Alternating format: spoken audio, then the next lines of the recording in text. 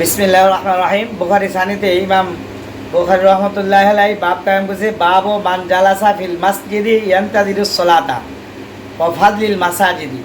এই অধ্যায়ে আলোচনা হবে যে যারা মসজিদে নামাজের অপেক্ষায় বসে আছে তাদের কি ফজিলত এবং ফজলিল মাসাজিদে উপস্থিত হইলে কি ফজিলত বুঝা আছে। এর মাথা হাতে যে তৃতীয় হাদিস আনছে সেটা হলো সাবাতু ইউদিল্লুহুমুল্লাহু ফি যিল্লিহি, 7 শ্রেণীর লোককে আল্লাহ আরশে ছায়ায় স্থান দিবেন। তো আরশটা কেমন? পাহাড় ফার যায়গি, জমি পর জলজলা হোগা, মোহাম্মদ তখ্ত পর হোগি, ইলা আরশ পে হোগা। যে কিয়ামত হওয়ার পরে যে আরশ কায়েম হবে, সেখানে কিয়ামত কায়েম হবে, সেখানে আল্লাহ তাআলা আরশে সমাসীন হবেন এবং আরশের পাশে একটা যেরকম আমাদের বাংলাদেশে বিভিন্ন মাহফিলের স্টেজ সাজানো হয়, স্টেজে বক্তার জন্য একটা চেয়ার স্থাপন করা হয়, পাশে সভাপতি সাহেব আসন করে নাকি। এরকমভাবে আল্লাহ তাআলা রাসূলুল্লাহ সাল্লাল্লাহু আলাইহি ওয়াসাল্লামকে নবীদের নবী, নবিউল আম্বিয়া এবং সমস্ত নবীদের মধ্যে শ্রেষ্ঠ নবী হযরত মুহাম্মদ সাল্লাল্লাহু আলাইহি ওয়াসাল্লামকে মাকামে মাহমুদ দান করবেন, সেই আসনে বসবেন। তো এরপরে এই আলোচনা হবে। আর আবি হুরায়রা আনি নবী সাল্লাল্লাহু আলাইহি ওয়াসাল্লাম বল, এটা আবু হুরায়রা রাদিয়াল্লাহু তাআলা থেকে হাদিসটা বর্ণিত। রাসূলুল্লাহ সাল্লাল্লাহু আলাইহি ওয়াসাল্লাম বলেন, সাবাতু ইউদিল্লুহুমুল্লাহু ফি যিল্লিহি, 7 শ্রেণীর লোককে আল্লাহ তাআলা আরশের ছায়ায় স্থান দিবেন। ইয়াউমা লা যিল্লা ইল্লা যিল্লুহু, যেদিন আরশের ছায়া ছাড়া কোনো ছায়া থাকবে না। সমস্ত মানুষ আরাফাত ময়দানে, হাসরের ময়দানে থাকবে। তাদের সবার আদাবিগত উপরে চাঁদ সূর্য থাকবে। সূর্যের তাপের কারণে তাদের শরীর গলে গলে ঘাম বেরোবে, পুষ থাকবে। অন্য হাদিসে আছে যে মানুষে উলঙ্গ থাকবে, তাদের এক একজনের হাঁটু পর্যন্ত, একজনের নাভি পর্যন্ত, একজনের গলা অবধি পর্যন্ত এরকম নাপাক গন্ধযুক্ত থাকবে, নাপাকের মধ্যে মিশ্রণ থাকবে, বুঝা আছে। এরকম অবস্থায় বিচার হবে। তো 1 নম্বরে 7 শ্রেণীর লোকদের 1 নম্বরে আল ইমামুল আদিলু আম্মা ইয়াম্মু ইমামান।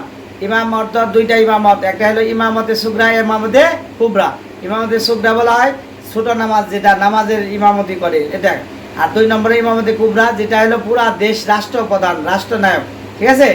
এখানে উদ্দেশ্য আল ইমামুল আদিল মানে ন্যায়পরায়ণ বাদশাহ, ঠিক আছে। ন্যায়পরায়ণ বাদশারা যারা দেশটাকে রাসূলুল্লাহ সাল্লাল্লাহু আলাইহি ওয়াসাল্লামের তরিকা অনুযায়ী এবং আল্লাহ তাআলা হুকুম আহকাম বাস্তবায়ন করে চালায়, তাদেরকে ইমামে আদিল বলে, বুঝা আছে।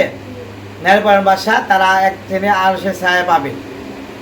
আবার আলা কুল্লুকুম রাইন ওয়া কুল্লুকুম মাসউলুন আন রাইয়াতি, এই হাদিসে গেছে বুখারীতে যে সবাই দায়িত্বশীল, সবার দায়িত্ব সম্পর্কে এক একজন জিজ্ঞাসিত হবে। এই হিসেবে প্রত্যেকে যে যে যে দায়িত্ব পালন করবে, সে দায়িত্ব পালনকারী হিসেবেও সে তার ঘরের দায়িত্বশীল হিসেবে ইমামুল আদিলের ফজিলত সে পাবে।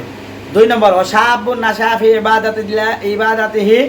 ইবাদাতি রাব্বিহি, আর একটা ইবাদাতিল্লাহি তাআলা, আর একটা হয়ে আছে যে যা ওই যুবক যার নাশা ফি ইবাদাতিল্লাহি তাআলা, যে আল্লাহর ইবাদতে তার জীবনটা যৌবনটা কাটাইছে। এজন্য আমরা বলি কওমি মাদ্রাসার ছাত্রছাত্রী যারা, এরা সেই নাবালক অবস্থায়, শিশু অবস্থায় আইসা সেই বা সাবালক হইয়া সেই 20-25 বছর বয়স হইলে মাওলানা আলেমা হইয়া, হাফেজা হইয়া, আলিম হইয়া, মাওলানা হইয়া বের হয়। এজন্য তারাও এই শ্রেণীভুক্ত হয়ে ইনশাআল্লাহ জান্নাতে আরশের ছায়া পাবে, ঠিক আছে। 2 নম্বর শাবুন নাশা ফি ইবাদাতিল্লাহি তাআলা।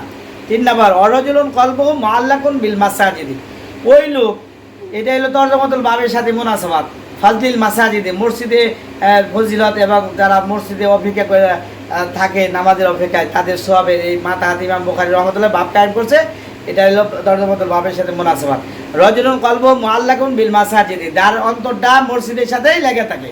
জোহরের নামাজ পড়লো তো কখন আসরে আজান দিবে, এই ধান্দায় যে থাকে, জিকির আজগার করে মসজিদে আগেই যায়, আজানের আগেই যায়, বসে থাকে, এরকম যার অন্তরটা মসজিদের সাথে যুক্ত থাকে, সেও 3য় শ্রেণীর আরশের ছায়া পাবে। 4 নম্বর রাজুলান তাহাব্বা ফিল্লাহি, ওই 2 শ্রেণীর লোক যারা মহব্বত করে, একে অপরকে ভালোবাসে, ফিল্লাহ আল্লাহকে রাজি খুশি করার জন্য। ইজতামা আলাইহি, তারা একত্র হয় আল্লাহকে ভালোবাসি, আল্লাহকে একত্র খুশি করার জন্যই।